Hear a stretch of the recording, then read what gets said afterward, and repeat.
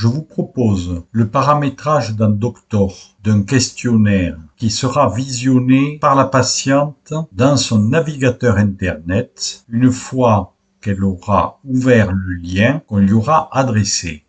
Après sa validation, ce questionnaire sera intégré dans MEDICS. Une patiente reçoit un mail avec un lien et ce lien déclenche un questionnaire. Le questionnaire est constitué d'une succession de questions. On demande dans la bibliothèque la question que l'on a fait, consentement à l'examen gynécologique. On sélectionne la question et par un drag and drop, on l'amène dans le questionnaire.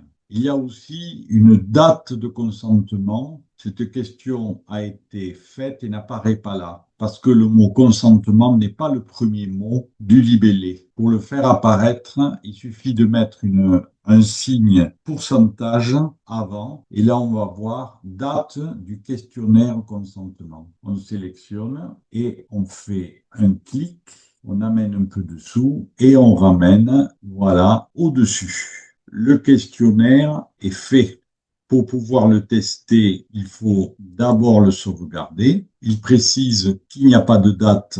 La date est là. On va dans Propriétés, question servant de date de référence. Il y a une date, ce sera elle. Et une fois que ceci est fait, on revient sur Composition et on va le faire valider ici par questionnaire patiente. C'est le questionnaire consentement, c'est lui. Nous l'avions déjà conçu, c'est pour ça qu'il apparaît là. Sinon, il faudrait aller le chercher ici dans cette liste.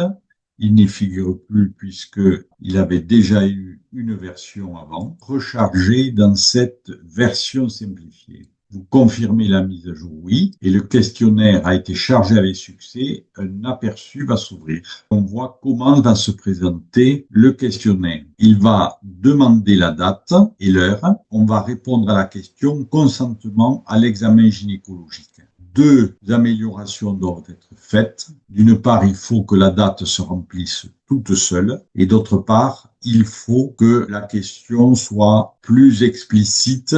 On revient donc sur le questionnaire et pour la date, la valeur par défaut doit être maintenant. Je l'écris au clavier parce que je connais très bien cette fonction. Si vous ne la connaissez pas, vous pouvez aller chercher le bouton et là, des fonctions. C'est une fonction date et c'est maintenant. Le deuxième élément, c'est que cette question est lapidaire et on souhaite au préalable avoir une formulation acceptable par la patiente. On va intercaler une question qui n'est pas limitée à 60 caractères pour le libellé, qui est une question label. Je peux soit la créer ici directement avec ce bouton, soit la chercher ici. Ce sont les questions label. On peut trier par type. Question label. J'aime bien cette question qui a comme libellé uniquement une simple cote et je la place ici, je la descends là. Dans l'incidence, je vais pouvoir rédiger un petit texte tel que je le souhaite. À vous, entre guillemets, parce que c'est un texte. Alors, au cours de la consultation, le médecin sera probablement amené à vous faire un examen des parties. Vous devez exprimer votre acceptation. Nous validons. On peut regarder de suite ce que ça donne en rechargeant et il montre le résultat. Voilà. Au cours de la consultation, le médecin sera probablement amené à vous faire un examen des parties intimes. Vous devez exprimer votre acceptation. Vient ensuite la question que la personne va pouvoir saisir. Maintenant, la date est mentionnée. La patiente n'a pas à le remplir avec ses petits doigts. Il est possible d'ajouter une référence sous la forme d'une charte qui est en ligne. Il faut alors créer une variable avec le bouton variable. On va ajouter une variable ici que l'on va appeler URL. C'est une obligation. Voilà. Et ici, on va marquer l'adresse du lien. On va le chercher sur le site du collège.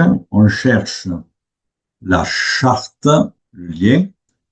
Donc, clic droit, copier l'adresse du lien.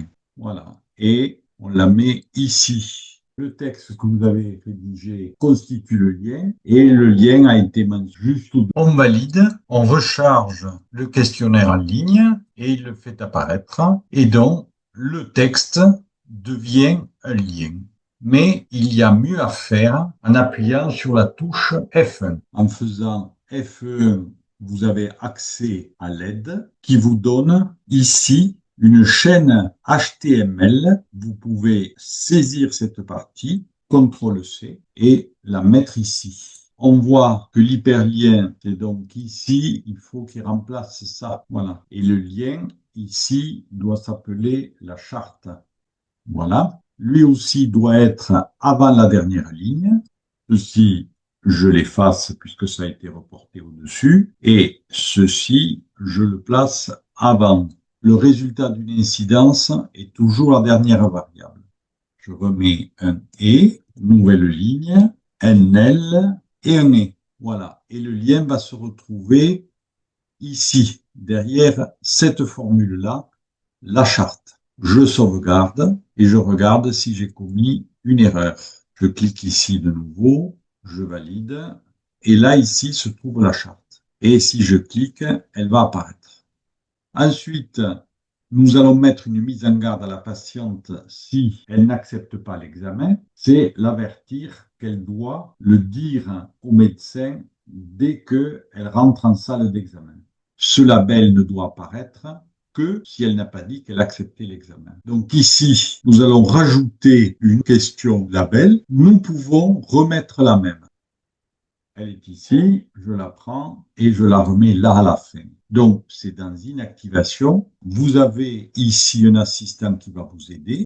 Il faut la rendre inactive, première condition, quand la question consentement à l'examen gynécologique n'a pas de réponse. Si elle a une réponse et où elle apparaîtrait, encore faut-il que la réponse ne soit pas qu'elle a accepté. Donc, on va mettre une fonction relationnelle qui est sélection. Quel est le code de la question? C'est toujours le même, c'est consentement à l'examen. Et ici, quelle est la modalité? C'est j'accepte l'examen. Il faut, c'est-à-dire égal à 0. Nous allons le tester tout de suite. Consentement, recharge, on confirme. On voit que rien n'apparaît là. Si je dis j'accepte, rien n'apparaît. Si par contre je dis je refuse, voilà la dynamique que l'on peut créer.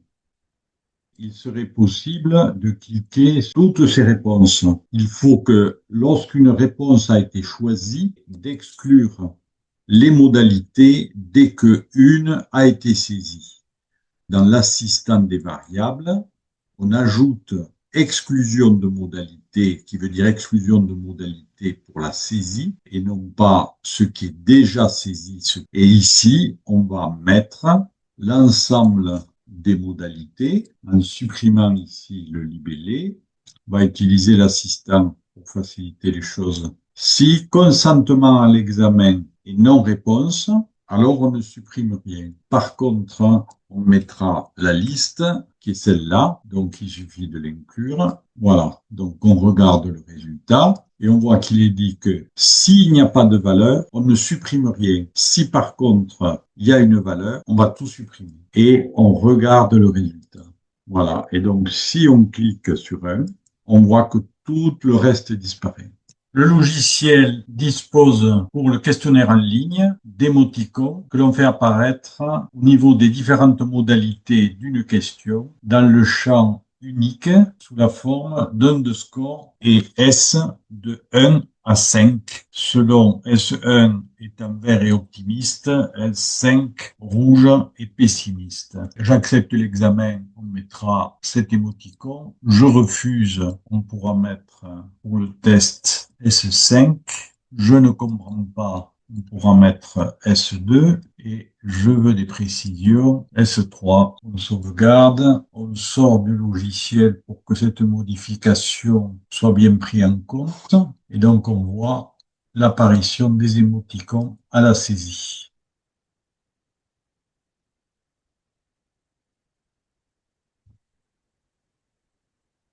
J'ai changé de questionnaire pour montrer une possibilité particulière dans les questionnaires en ligne qui est de supprimer une question du questionnaire. Ici, c'est évolution de qualité de vie.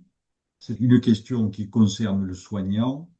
Cette question n'apparaîtra pas dans le questionnaire en ligne si, dans l'activation, on ajoute la variable spécifique masqué navigateur que l'on trouvera avec la touche F1. À la fin, on sélectionne cette chaîne. On va pouvoir la mettre ici. Bien sûr, il s'agit de variables multilignes. Il faut la dernière. Dans les questionnaires en ligne, l'obligation de répondre à certaines questions prend la même forme que dans les questionnaires normaux. C'est soit l'obligation d'une réponse quelle qu'elle soit par la propriété de la question, soit par l'incidence de sortie. Je n'ai pas à reprendre ce que j'ai pu expliquer dans les questionnaires d'envoi de questionnaires en ligne. Toutes ces données sont accessibles dans l'aide que vous pouvez consulter en appuyant sur la touche F1.